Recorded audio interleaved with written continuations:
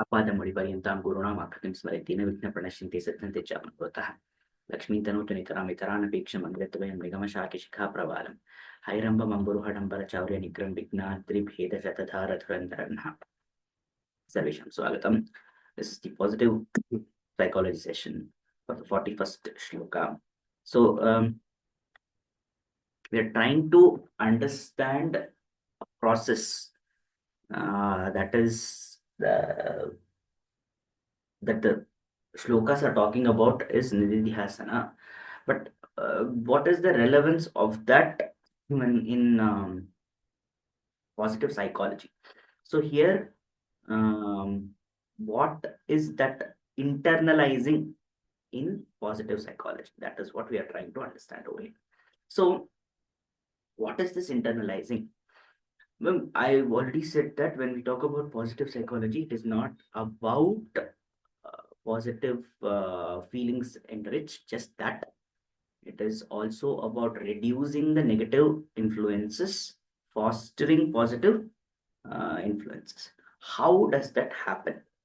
Now, obviously, when we are just reacting to certain stimulus outside, that stimulus which we receive, we don't have control over the nature of that stimulus. It can be positive, it can be negative, it can be anything. But we are trying to integrate it with ourselves in such a way that we are able to absorb the positiveness of that, and we become indifferent to the negative part of it. So how do we deal with that? This we deal with the idea of positive self. That means we make ourselves, we send out a particular um, a message ourselves, make it a principle that we are going to intentionally focus on the positive aspects of some phenomenon. So that will keep us focused, keep us focused on it, and then it will also aid us to react or enrich ourselves, that leave a lasting impact rather than the focus of it. That this doesn't mean that we have to be insensitive to certain negative news. It is just that we are trying to balance of negativeness will hit you. Like for example, when we get the news of death, we are thinking it will be extremely insensitive to say that we don't have any attachment or we are not going to react to it in the sad expression. But on a more internal self, to think that the person that we love has left us, it is also, there can be another part of it where we say that the person has reached a place where he is one with the divine. So it is the way of putting it across the news also, rather than making it a completely negative thing, trying to focus on that one bit. When we are talking so much about getting rid of the sufferings or getting away from it, finally that person is away from suffering, human suffering. He is completely away from it. So achieving, he has reached that stage. That does not mean that death is not sad. Out of the external stimulus, if we can find a place, if we can find an aspect of it that can have a one positive element of it, that will reduce our thinking, our emotional expression of that grief, it can cushion that blow. It does not mean that there is no recognition of that grief. There is recognition of that grief, and one can express that grief also. It's just that finding that one aspect, one shred of positiveness. Maybe he was suffering, maybe he lived a full life. That is another thing. When a person passes away, that person has lived when he has lived a full life, and some people pass away in their sleep. What a great way to actually take rest. They didn't suffer. At least at that point of time, during that end of life, they are able to go in a way without inconveniencing anybody. What a soothing thought for them. Because if they start to inconvenience someone, maybe out of love, people will not accept that they are inconvenienced, but they will start thinking about it. The people who are suffering, they will start thinking about it. We are the result of somebody else's inconvenience. They never get to see that kind of complications. So there are different ways to process grief. So grief should be processed, but not to look at grief in a positive manner, but to find some positivity in that grief, because that is the most negative emotion that we can come across. So I've taken grief. It can be sadness also. It can be jealousy also. It can be all the attachment, etc., etc. All the negative emotions that we find. Finding one shred of positivity within them can help us balance the impact of these emotions.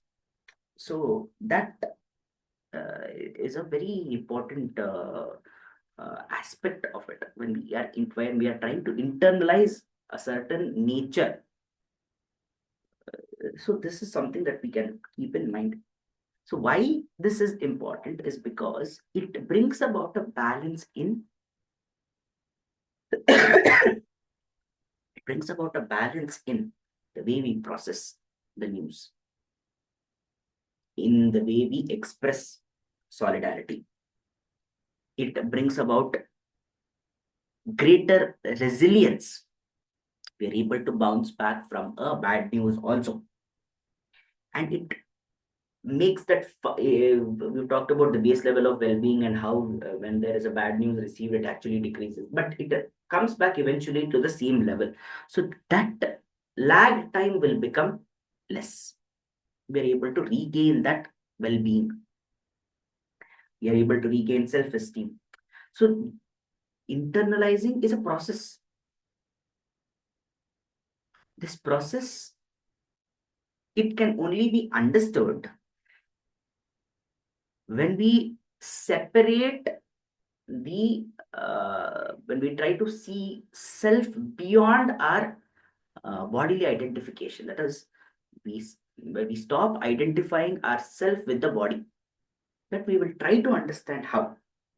So there are many ways of internalizing. The first, gratitude practices. I think we've already talking about gratitude practices, where we start to think about what we are grateful for, and then we have the positive self-talk, that is popularly called as the pep talk, and then the mindfulness meditations, reflective journaling, writing down at the end of the day what was the positive things about the life, etc., etc. But one thing that we will concentrate on is meditation, and meditation through a process called as yoga nidra, because I have extensively talked about it. Therefore, from now on, there will be a few sessions uh, of yoga nidra. Now, what is this yoga nidra? Basically, so instruction wise, yoga nidra is when a person is sleeping but not in a state of sleep. That is, a person, he is resting, he has let gone loose of his body after he has completely, he must be resting on a steady platform without any, and no head support, no pillows or anything like that. He's sleeping on a flat platform, and he spreads his body such that they are not constricted or anything like that. Nothing binds his body. Some people also prefer putting a blanket over their lower body because it tends to start getting cold. Then keeping completely still in a state of, not exactly in a state of shavasana. This is not shavasana, because the legs are felt apart, and then the hands are also completely apart. So lying over there, a person starts to focus his mind on his involuntary movements. That is breathing, the expansion of chest. And then he notices that there is a sync between the breathing and the uh, expansion of chestal cavity. That focus has now led to disassociation of your consciousness from the body, because it is no longer relying on voluntary actions. It is not believing in voluntary actions. It is only on the involuntary actions. So the consciousness can start to focus on different things. So then only on sound, because we are closing our eyes over here, only based on sound, your focus, the consciousness starts to go out of the body and expand it throughout the surrounding. That means we are trying to focus first within our body, then the body, then our surroundings. Then we start to recall all the observations that is in and around us. Then we start to see our surroundings as if our body is lying, and then our consciousness going out and then trying to see all the things, trying to recall everything through our consciousness, through our memory, experiencing everything just through memory. And when they do that, they start doing that, they experience an out of body experience, so presence.